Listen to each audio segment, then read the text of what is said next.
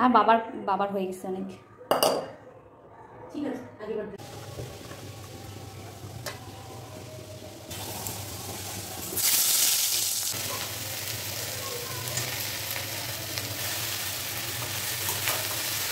হরে কৃষ্ণ, কেমন আছেন সবাই? রাধা মাধবের কৃপায় আশা করি আপনারা সকলে ভীষণই ভালো আছেন। আবার চলে এসেছি নতুন একটা ভিডিও নিয়ে। কলকাতা থেকে আসার পরে আর ভিডিও দেওয়া হয়নি, তো আজকে একটা ভিডিও নিয়ে চলে এসেছি। পুরো ভিডিওটা আপনারা দেখতে থাকুন, আশা করি আপনাদের ভালো লাগবে। শর্ট ভিডিও প্রতিদিন দিয়েছি, ভগবানের ভোগের থালা সাজানোর ভিডিও, কিন্তু ফুল ভিডিওটা দেওয়া হয়নি। তো ফুল ভিডিওটা দেওয়া হয়নি, তার কারণ আছে শরীরটা খুব একটা ভালো ছিল না, তো সেই জন্য দিতে পারিনি। ভগবানের সেবার জন্য এখন কী রান্না করব সবটাই শেয়ার করব আপনাদের সাথে। তো প্রথমে প্রেশার কুকারে ছোলার ডালটা বসিয়ে দিচ্ছি। ছোলার ডালটা ভালো করে ধুয়ে পরিষ্কার করে নিয়ে এখন প্রেশারে দিয়ে দিচ্ছি। প্রথমে প্রেশারে ডালটা বসিয়ে দিচ্ছি, এটা সেদ্ধ হয়ে থাকলে ভালো হবে। ডালটা সিটি দিতে হবে, তারপর ওটা আবার সিটিটা খুলবে সময় লাগবে, ওই জন্য ডালটা সেদ্ধ হবে। আর অন্য কড়াইয়ের মধ্যে আমি শাক বসিয়ে দেবো। শাকটা বানানো হয়ে গেছে, ওটা এখন বসিয়ে দেবো। শাকটাও বানানো হয়ে গেছে, আর এদিকে সবজি দেবো শাকের মধ্যে, সেই সবজিটাও আমি বানিয়ে নিয়েছি। এখন কড়াইয়ে তেল দিয়ে প্রথমে একটু বড়ি ভেজে নেব। বড়ি দিলে ভালো হয়, তো প্রথমে বড়িটা ভেজে নিয়ে তারপরে শাকটা বসিয়ে দেবো। আগে সবজিটা বসিয়ে দেবো, সবজিটা একটু ভাজা হলে তারপরে শাকটা বসিয়ে দেবো। কলকাতা থেকে আসা বেশ কিছুদিন হয়েই গেল। কলকাতাতে এত গরম ছিল না, ওখান থেকে আসার পরে আমার শরীরটা একটু খারাপই হয়ে গেছে, তার জন্য আমি ভিডিও করতে পারিনি। ভিডিও করতে গেলে তো অনেকটা সময় ধরে করতে হয় না, আর শরীরটা খারাপ থাকলে ভিডিও করতে তো ইচ্ছে করে না, সেই জন্য করতে পারিনি। ভগবানের জন্য তো প্রতিদিনই রান্না করেছি, কিন্তু ভিডিও করে দেওয়া হয়নি আপনাদের জন্য। তো ভিডিও করতে একটু সময় লাগে, শরীরটা ভালো না লাগলে তখন কি আর ইচ্ছে করে ভিডিও করতে। এই যে কড়াইয়ে তেলটা গরম হয়ে গেছে, এর মধ্যে এখন ফোড়ন দিয়ে আমি সবজিটা বসিয়ে দিচ্ছি। সবজিটার মধ্যে আছে একটু মূলা, বেগুন আর একটু আলু দিয়েছি। একটু সবজি দিলে না ভালো হয়, অল্প করেই দিয়েছি। এটা একটু নাড়াচাড়া করে এর মধ্যে শাকটা দিয়ে দেবো। এর মধ্যে একটু হলুদ লবণটাও দিয়ে দেবো, দিয়ে একটু নাড়াচাড়া করার পরে তারপর শাকটা দিয়ে দেবো। কলকাতায় এত গরম যে কি বলবো, তো এখানে আসার পরে তো ওরকম আমাদের এখানে তো অত গরম না, আমাদের এখানে আবহাওয়া অনেকটাই ভালো। তো কলকাতার লোক যে কী করে থাকে তাই ভাবি, প্রচণ্ড কষ্ট কলকাতার গরমে থাকা। আমাদের এখানে তো অত গরম এখনও পড়েনি, পড়বে হয়তো, কিন্তু তাও কলকাতার থেকে অনেকটাই কম। এখানে শাকটা বসিয়ে দিয়ে নাড়াচাড়া করে তারপরে এর মধ্যে ঢাকা দিয়ে আমি একটু সবজি বানাবো। সবজি বানানো বাকি আছে, আজকে আলু পটলের সবজি হবে, তার মধ্যে পনির দিয়ে। তো ওই জন্য সবজিটা বানানো হয়নি, ওইটা বানিয়ে নেব। শাকটা বসিয়ে দিচ্ছি। শাকটা কিন্তু পালং শাক এখন মানে শীতের সময় আর গরমের সময় বলে কোনো কথা নেই। এখন গরমের সময় পালং শাক পাওয়া যায়, ফুলকপি, বাঁধাকপি সব পাওয়া যায়, সারা বছরই সব সবজিই পাওয়া যায়। শীতের সময় যে ফুলকপি, বাঁধাকপির সেই টেস্ট না থাকুক, কিন্তু সারা বছরই পাওয়া যায়। তখন আমি পালং শাকটাই বসিয়ে দিচ্ছি। পালং শাক এনেছে, পালং শাকটাই বসিয়ে দিচ্ছি। তো বাঁধাকপিও পাওয়া যাচ্ছে, ফুলকপিও পাওয়া যাচ্ছে, কোনো অসুবিধা নেই। যখন ইচ্ছে হবে, আগে যেরকম আমরা শীতের সময় নতুন নতুন ফুলকপি কত ভালো মনে করতাম, এখন সারা বছরই পাওয়া যায়, ওই জন্য মানুষের ইন্টারেস্টও কমে গেছে। এদিকে শাকটা বসিয়ে দিচ্ছি, শাকটা আস্তে আস্তে হতে থাক, আর এদিকে আমি সবজি বানিয়ে নিচ্ছি। সবজি বানাতে তো অনেকটাই সময় লাগে, তো সবটুকু তো দেখানো সম্ভব নয় ভিডিওর মধ্যে। যতটুকু পারি আমি ভিডিও করার চেষ্টা করি। কলকাতায় ওইটুকুনি একটা ছোট্ট ওই ফ্ল্যাটের মধ্যে থাকতে আমার একদম দমটা বন্ধ হয়ে যাচ্ছিল। ঘর থেকে না বেরোলেও তবুও আমি বাড়ি থেকে অনেক দিন পরই বেরোই, তবুও বাড়িতে এসে বাড়ির এই খোলামেলা জায়গা, এত বড় জায়গায় কাজ করি, এদিক ওদিক হাঁটাহাঁটি করি, একদম মনটা একদম শান্তি। বাড়িতে এসে মনটা খুব ভালো লাগছে। এদিকে আবার ভাবছি ছেলেটা আমার গরমের মধ্যে কত কষ্টই না পাচ্ছে। কিছু তো করার নেই, জীবনে কিছু পেতে গেলে তো কষ্ট করতেই হবে, তাই ওকে সেই কষ্টটাই করতে হচ্ছে। কলকাতা থেকে আসার পরে আমার একদম গলা টলা দিয়ে একদম ঘামাচ্ছি বেরিয়ে গেছিলো। এখানে এসে কয়েকদিন পরে আমার সেই ঘামাচ্ছি ঠিক হয়ে গেছে।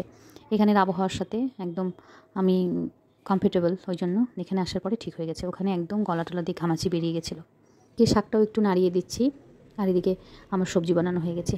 একটা বেগুন বানিয়েছিলাম, তো অর্ধেকটা শাকের মধ্যে দিয়েছি, তো কয়েক টুকরো বেগুন ছিল, সেটা ভাবলাম যে একটু ভগবানের জন্য ভাজা করে দিই, তার জন্য বেগুনটাও বানিয়ে নিয়েছি। এদিকে পটল আর আলুটাও বানানো হয়ে গেছে, ধুয়ে টুয়ে সব রেডি করে রেখে দিয়েছি। আর এদিকে বললাম না একটু পনির দিয়ে পটল আলুর তরকারি করব, তো সেই পনিরটা একটু করে নিচ্ছি, পিস করে নিচ্ছি। এখন কোথাও গেলে, কোথাও বেরোলে সবাই আগে একটা কথাই বলে, ইস তুমি কি রোগা হয়ে গেছো। আমি বুঝাতেই পারি না, আমার রোগা হওয়াতে কোনো সমস্যাই নেই, আমি সবসময় রোগাই ছিলাম, আগেও রোগা ছিলাম, এখনও রোগা ছিলাম। আমার তো মোটা হতেই ভালো লাগে না, আমার মোটা হতে আমি চাই না, আমি খালি একটু ভালো মতন সুস্থ যেন থাকি, ভগবানের জন্য সেবা করতে পারি, এটুকুই কামনা। আমার মোটা হওয়ার কোনো ইচ্ছা নেই। যখন কেউ দেখে বলে আমাকে, তখন আমি ভাবি যে আমি তো মোটা হতেই চাই না, কী করে বুঝাই। আর আমি কোনো দিন তো মোটা ছিলামই না, আমি সবসময় রোগা ছিলাম। তো এখন হয়তো একটু বেশি রোগা হয়ে গেছি, কিন্তু সবসময় আমি রোগা ছিলাম। প্রেসারের ডালটা সেদ্ধ হয়ে গেছে, আর এদিকে শাকটাও হয়ে এসছে। শাকটাকে এখন নামাতে হবে। শাকটা নামানোর আগে একটু ভালো করে নাড়াচাড়া করে গ্যাসটা বন্ধ করে দিলাম। এবার শাকটাকে এই যে নামিয়ে নিচ্ছি। শাকটা নামিয়ে নিয়ে তারপরে কড়াইটা পরিষ্কার করে তারপরে এই কড়াইয়ের মধ্যে ডালটা সম্বারা দিয়ে দেবো। শাকটা নামিয়ে নিয়েছি, শাকের মধ্যে তেজপাতা যেগুলো আছে, লঙ্কা টঙ্কা সামনে থাকলে আমি এগুলো বের করে রাখি, আমার মনে হয় কি এটা অসুবিধা হয়, তার জন্য এই তেজপাতাটাকে বের করে নিলাম শাক থেকে। কয়েক পিস বেগুন রেখেছি বানিয়ে, ওইটা এখন ভেজে নেব। বেগুনটা ভেজে নিয়ে তারপরে ডালটা সম্বরা বসাবো। কড়াইটা পরিষ্কার করে উনানে বসিয়ে দিচ্ছি। কড়াইয়ের তেলটা গরম হলে বেগুনটা দিয়ে দেবো। বেগুনটা ভাজা করার পরে তারপরে ডাল সম্বরা দেবো। কয়েক পিসই বেগুন, ওই যে বললাম না যে শাকের মধ্যে অর্ধেকটা দিয়েছি, অর্ধেকটা রয়েই যাবে, তাই ভাবলাম একটু ভাজা করে ভগবানকে দিয়ে দিই। ওই জন্য এই 4 টুকরো বেগুনই ভেজে নিচ্ছি ভগবানের জন্য। বেগুন ভাজাটা হয়ে গেলে এই তেলের মধ্যেই ডালটা সম্বারা দিয়ে দেবো। বেগুন ভাজাটা হয়ে এসছে, এখন বেগুন ভাজাটা উঠিয়ে ডালের জন্য এই যে মশলা টশলা কষিয়ে নিচ্ছি।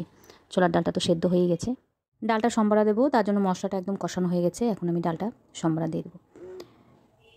রায়ের বাবাকে বলেছি কলা পাতা পাড়তে, আজকে আমরা সবাই কলা পাতায় প্রসাদ পাবো, তার জন্য কলা পাতা পাড়তে বলেছি। তাই রায়ের বাবা আমাকে ডাকছিল, তা আমি এদিকে কাজ করছি, আমার হাত বন্ধ, আমি যেতে পারছি না, তাই ছোটোকে বললাম তুই গিয়ে দেখ কলা পাতা পাড়ছে।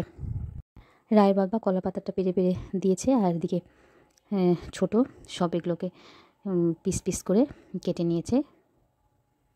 রান্নাটা শেষ করে তারপরে আপনাদের দেখাই ছোটো কী করে কলা পাতাগুলোকে কেটে রেখেছে।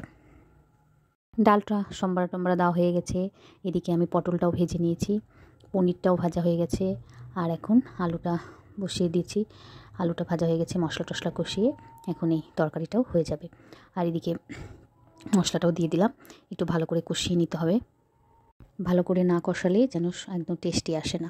ওদিকে তরকারিটা ওই গ্যাসে নিয়ে নিলাম, আর এদিকে আমি অন্নটাও বসিয়ে দিচ্ছি। অন্নটা বসিয়ে দিলে, অন্নটা হয়ে গেলে তাহলে আমি ভগবানের ভোগের থালাটা সাজিয়ে নিতে পারবো। ভগবানের জন্য যা যা রান্নার আয়োজন করেছি প্রায় সবটাই হয়ে গেছে, খালি ওই উনানে আলু পটলের তরকারিটা বসানো আছে, ওটা হলে হয়ে যাবে। আর এদিকে অন্নটা হতে তো বেশি সময় লাগবে না, অন্নটা খুব তাড়াতাড়ি হয়ে যায়, তারপরে হয়ে যাবে। যত তাড়াতাড়ি চেষ্টা করি ঝটাফট করার, অত তাড়াতাড়ি করতে তো সময় লাগে না, একটা হোক দুটো হোক সবজি রান্না করতে তো সময় লাগে, তারপরে বানিয়ে টানিয়ে নিয়ে রান্না করতে একটু তো সময় লাগে। যতটা পারি চেষ্টা করি তাড়াতাড়ি করার। এদিকে পটল আর আলু মশলাটা দিয়ে ভালো করে কষিয়ে নিচ্ছি, যত কষালে টেস্টটা বেশি হয়, তাই জন্য একটু ভালো করে কষিয়ে নিচ্ছি। কষানো হয়ে গেছে, এর মধ্যে এখন এই যে দিয়ে দিয়েছি জল, আর এর মধ্যে পনিরটাও দিয়ে দিয়েছি, এটা ফুটছে। এদিকে পনিরের সবজিটা আমি নামিয়ে নিয়েছি, এদিকে অন্নটা হয়ে গেছে। এখন অন্নটাকে আমি মাঠটা ছেঁকে নেব। অন্নটা নামিয়ে নিচ্ছি, জলটা মনে হয় একটু বেশি হয়ে গেছে, একটু বেশি করেই জল দিই আমি, ভাতটা যাতে ঝরঝরা হয় তার জন্য একটু বেশি জল দিই। তো একটু বেশি হয়ে গেছে, জলটা আগেই আমাকে ফেলে দিতে হতো, তো আমি ফেলে দিইনি, তার জন্য একটু অসুবিধা হচ্ছে। তো হয়ে গেল, এই যে ভাতটা এইভাবে বসিয়ে দিলে আমার মাঠটা ছেঁকা হয়ে যাবে। এদিকে অন্নটা তো হয়ে গেছে, অন্নটা হয়ে গেছে। আর আজকে কী রান্না করলাম সেটা একটু দেখিয়ে দিই। আজকে ভগবানের জন্য রান্না হয়েছে এদিকে পালং শাকের ঘন্ট, বেগুন ভাজা, আর তারপরে হচ্ছে এই যে আলু পটল পনির দিয়ে একটা তরকারি, আর এই যে ছোলার ডাল। আজকে ভগবানের জন্য হচ্ছে ছোলার ডাল। তো আজকে ভগবানের ভোগের থালাটা আমি সাজিয়ে নিয়েছি। এখন আপনারা অনেক দিন পর ভগবান দর্শন করুন। আর এই যে আমার ঠাকুর ঘরে অনেক দিন পর আপনাদের ভগবান দর্শন করাচ্ছি। ভগবান দর্শন করুন। প্রায় 1 মাস পর আপনাদের এই যে ভগবানের দর্শন করাচ্ছি বাড়িতে, আমাদের বাড়িতে। এই যে গোপালদের দর্শন করুন, সবাই সারি সারি বসে আছে। আমাদের কেশব, মাধব, দামোদর, গিরিকানাই। আর এই যে ভগবান দর্শন করুন। আর আজকে ভগবানের মহাপ্রসাদের দর্শন করুন। ভগবানের মহাপ্রসাদ দর্শন করে চলুন এবার একটু নিচে যাই। কি একটা কথা যে বললো বৌমা, একদম রাগ হয়ে গেছে। হ্যাঁ, রাগ হয়ে গেছে। হরে কৃষ্ণ হরে কৃষ্ণ। বৌমাকে কিছু বলার দরকার নেই। না। নিচে এসে দেখি আমার যা গল্প করছে এক ভিখারির সাথে। ভিখারির নিজের প্রবলেমের কথা বলছে, ও সেগুলো কথাই শুনছে। এদিকে সব পাতা এভাবে দেখেও সুন্দর করে সব রেখে দিয়েছে। এখন প্রসাদ দিচ্ছি। এখন আমরা সবাই এই পাতাতেই প্রসাদ পাবো। কলা পাতায় প্রসাদ পেতে খুব ভালো লাগে। অনেক দিন বাদে এই যে আজকে কলা পাতায় প্রসাদ পাচ্ছি, খুব ভালো লাগছে। এখন সবাইকে এই কলা পাতায় প্রসাদ দেব। আজকের ভিডিওটা তাহলে এখানেই শেষ করছি। আবার দেখা হবে নতুন একটা ভিডিওতে। যদি আমার ভিডিও আপনাদের ভালো লেগে থাকে তাহলে অবশ্যই চ্যানেলটাকে সাবস্ক্রাইব করে দেবেন। আর যারা ফেসবুকে দেখছেন তারা অবশ্যই পেজটাকে ফলো করে দেবেন। সবাই বেশি বেশি করে ভগবানের নাম জপ করবেন আর ভগবানের উপর বিশ্বাস রাখবেন, সব কিছু ঠিক হয়ে যাবে। তাহলে আজকের মতন আসি। রাধে রাধে, হরি বল।